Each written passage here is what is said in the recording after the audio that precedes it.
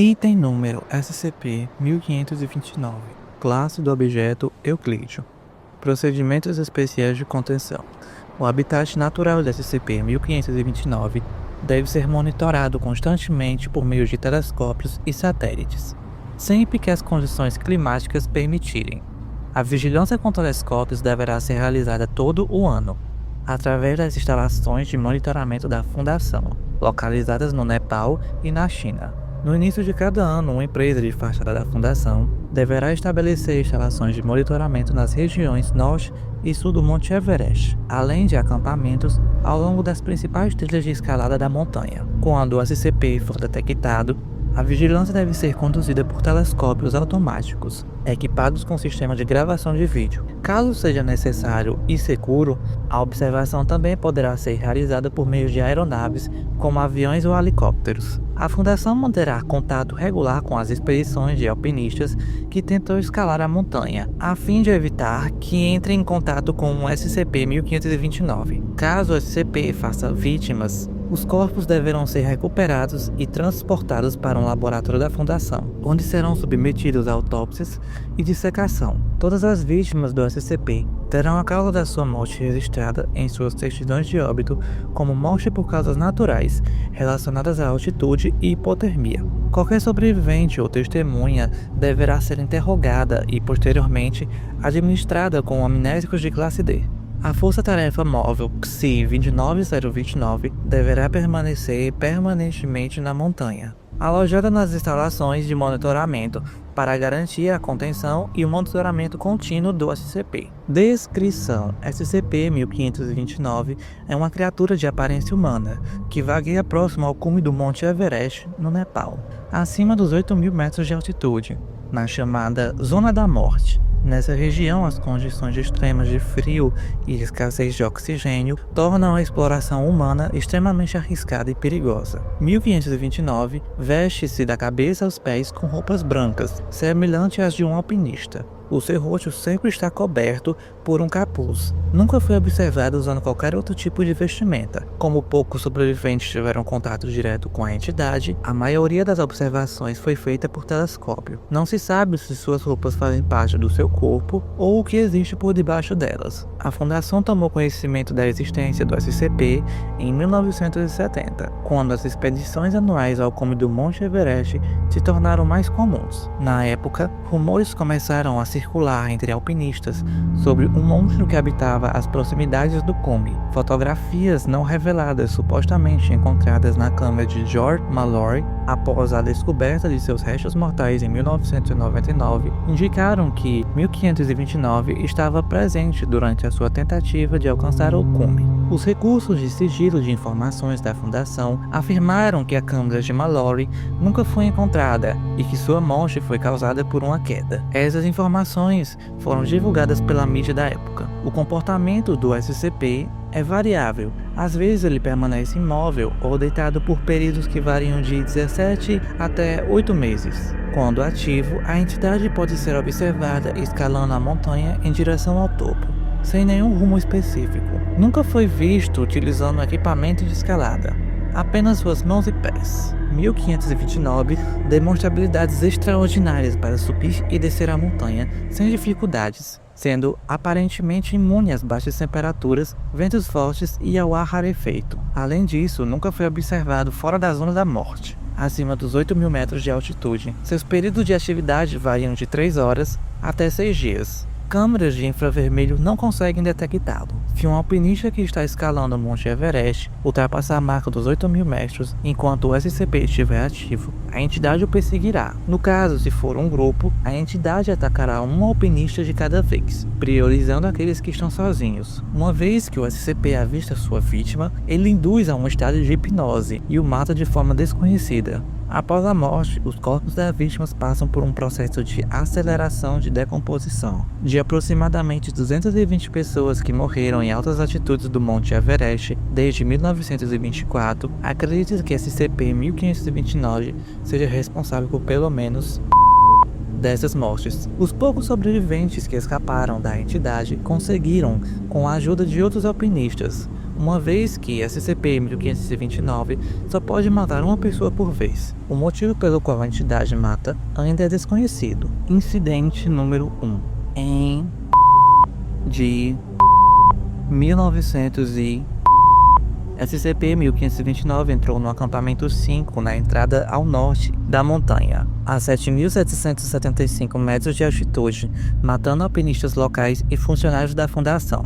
Recursos de manipulação de informação atribuíram as mortes a uma tempestade e mau planejamento da expedição. 1529 não estava sob observação no momento. Por ter entrado em atividade durante a noite, não foi localizado no telescópio. Esse é o primeiro e único registro documentado do SCP viajando abaixo da zona da morte. Incidente número 2. Em de 2000 o agente na base fixa da China estava focado na vigilância por telescópio de 1529. Durante seu período de atividade, próximo ao cume da montanha, o agente avistou o SCP. A entidade olhou diretamente para o telescópio. Após isso, o agente foi levado para a área médica da instalação.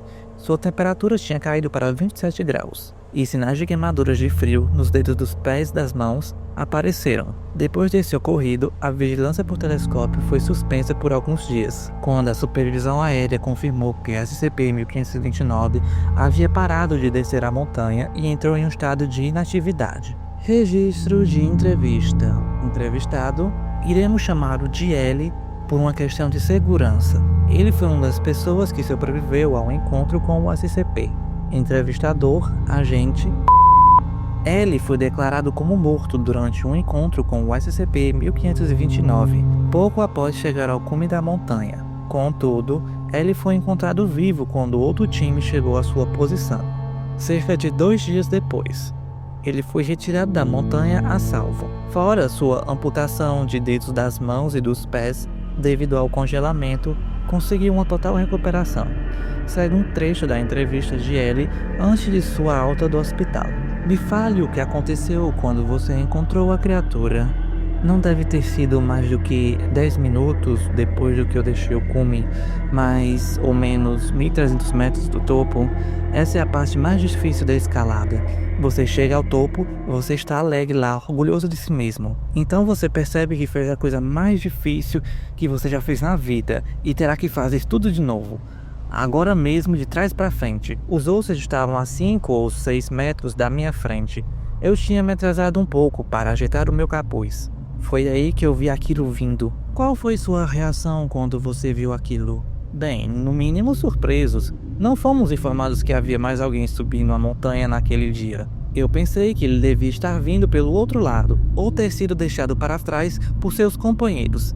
Eu gritei e balancei a mão no ar para tentar chamar a sua atenção. E o que aconteceu depois que você conseguiu a atenção da criatura? Ele olhou para mim e foi quando tudo mudou. De repente eu me senti feliz, aliviado. Foi como se do nada toda a dor e o frio que eu senti se foram. Não havia mais bolhas nos meus pés e eu podia sentir a ponta do meu nariz novamente. Estava como se tivesse voltado para casa, batendo os pés perto da lareira, como se eu esquecesse todas as minhas preocupações e aproveitando um bom merecido descanso. Mas não parecia normal. Já ouviu falar do desnudamento paradoxal? Quando seu corpo começa a esfriar muito, muito frio mesmo. Seus vasos sanguíneos se dilatam, você começa a se sentir como se estivesse aquecendo. Então você começa a tirar suas roupas, porque você se sente como se estivesse queimando por dentro. E precisa se esfriar. E todo mundo sabe o que acontece. Você está nu e congelado até a morte,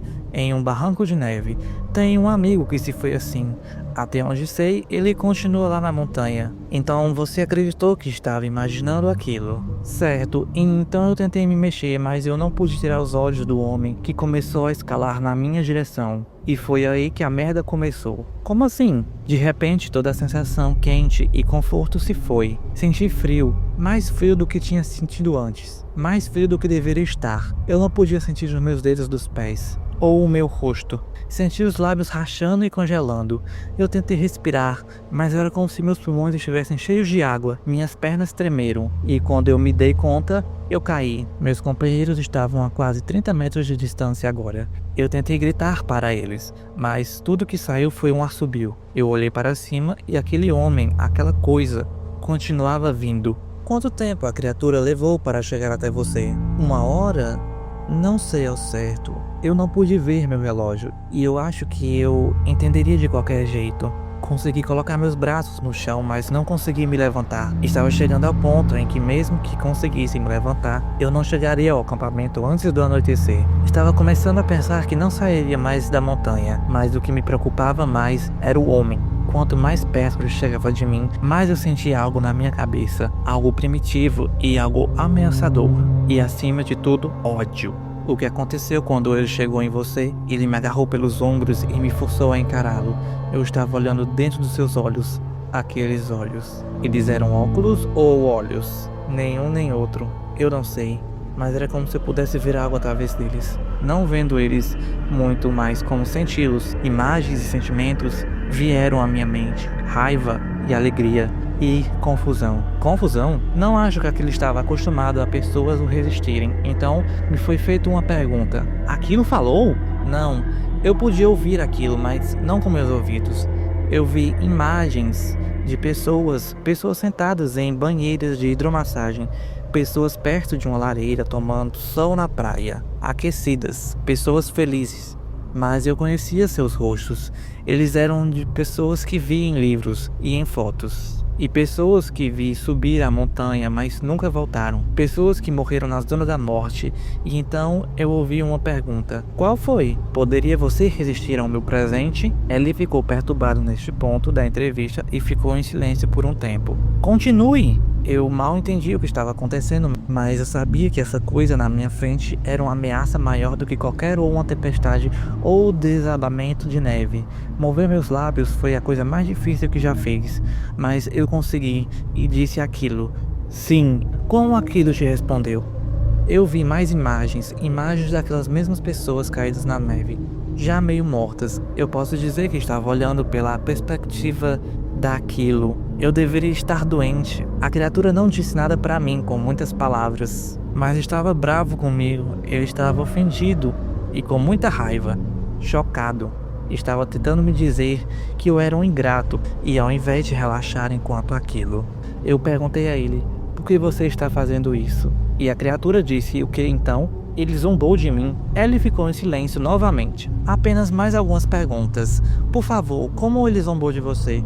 Ele me mostrou outra de suas vítimas, provavelmente o primeiro, Mallory, 1924. Eu poderia reconhecer aquele rosto como se fosse da minha mãe, mas eu nunca vi aquele tipo de detalhe antes, ou naquela condição. Ele estava de bruços, fraco, congelando, morrendo. Ele estava acenando e gritando para a criatura, enquanto eu assistia ele se aproximar.